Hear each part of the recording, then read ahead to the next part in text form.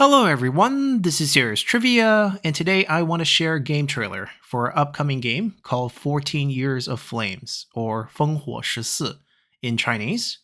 It is an upcoming historical narrative first-person shooter being developed by a new indie Chinese studio, and as the name suggests, the game intends to cover the 14 years period from 1931 to 1945.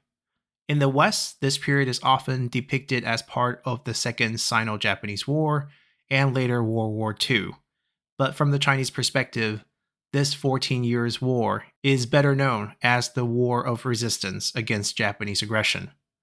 Now, before I dive any deeper into the historical background, let's first watch the trailer together.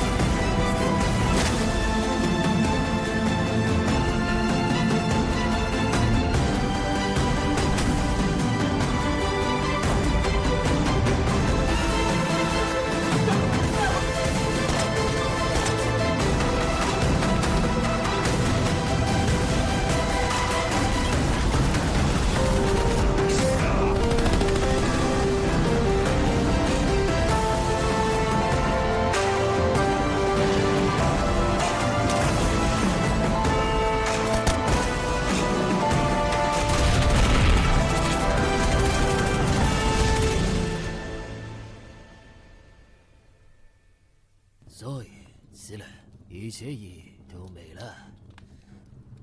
我们的追求一致，过上舒服的生活，不是吗？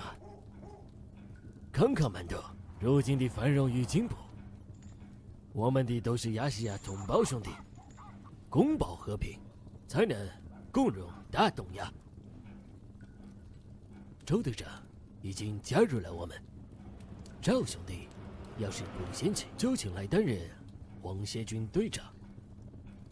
今天晚上，我们得先去喝两杯，然后再。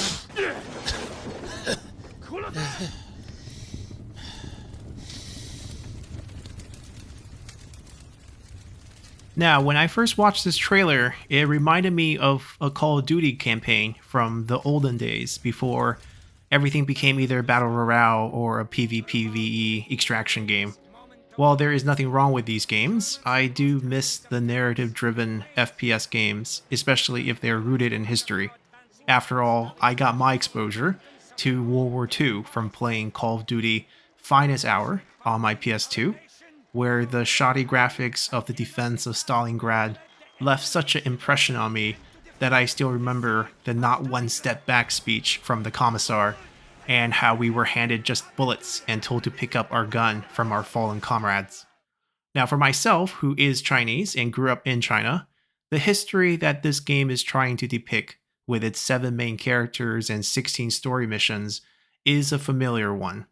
In fact, the mission of Dongbei Kanglian, shown here, or the Northeastern Resistance Alliance, is a story that hits close to home, as both of my paternal grandparents were from the northeastern provinces and grew up during the Japanese occupation and the Manchuria state. My grandmother spoke fluent Japanese because schools were forced to teach the language. My grandfather joined the resistance that eventually became the 4th Field Army of the People's Liberation Army. Well, I don't want to get too political here, especially with the recent heightened geopolitical tension between China and Japan. I feel it is important, especially now, for people to recognize some of the atrocities that China faced during this war. The opening scene from the trailer shows the massacre at the village of Panjiayu, where 1,700 villagers, including over 658 women and children, were rounded up days before Chinese New Year's and forced into a massive pit on the western side of the village by over 3,000 Japanese troops, who then proceeded to mow them down with machine gun fire. In the aftermath of this slaughter, roughly 300 survivors fortunately escaped to share the tale with local resistance forces, who would have to wait another 7 months to get their revenge, as the Japanese unit who committed this atrocity would end up being ambushed and eliminated later that year on August 18th. The second scene depicts Yanling Dui, or the Goose Feather Squad, a localized guerrilla squad outside the city of Baoding, who utilized the local marshes and lakes to ambush and attack Japanese supply ships. Then we move on to a third mission, featuring the victory at Pingxing Gate in 1937, or the first major victory by the Chinese side that helped restore confidence and morale across the country in a particularly desperate moment, as the Japanese forces had just taken control of the capital city of Beijing in the month prior. Directly after the victory at Pingxing Gate, the local resistance forces in Shanxi province raided a key Japanese-controlled airfield in Yangmingbao, which killed over 100 Japanese defenders and, more importantly, destroyed 24 aircrafts. Continuing on, we have the Ji Province Cavalry Regiment, and in particular the story of the White Horse Company. Then, for a change of scenery, we will also see assassination missions in this game inside occupied cities such as Jinan, where local resistance forces gives us a chance to experience sniper elite style gameplay. This is immediately followed by a mission titled 1875, which is the codename for a Japanese biological warfare unit inside the city of Jinan. Much like its better known counterpart, or Unit 731, in northeastern China, the 1875 unit also performed live human dissection research, germ testing, and knowingly spread biological and chemical agents onto the Chinese populace, causing more than 427,000 civilian deaths over the course of their existence throughout the war. Now, moving to something lighter, we have the guerrilla on the rail, or the use of guerrilla warfare to attack Japanese supply and troop transports throughout China on railways. Then we have multiple missions that belongs to the 100 Regiment campaign in 1940, and a quick glimpse at the defense of Nanjing, which immediately predates the tragedy of the rape of Nanjing. A quick scene of the northeastern resistance with the death of the national hero Yang Jingyu. Following that, we see that air battles will also be included in the game, as we will have the defense of Chongqing, and likely featuring the ace pilot Zhou Zhikai, who shot down 3 Japanese planes during this battle.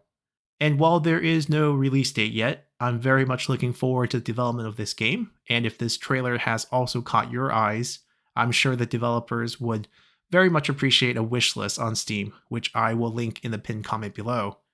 And lastly, just to clarify, I am in no way associated with the studio, even though I would love to make that connection to get early access to the game and showcase it here on the channel. And at the end of the day, I think the developer's message on Steam is worth mentioning, especially during this rather interesting time that we live in today. So, until next time, bye.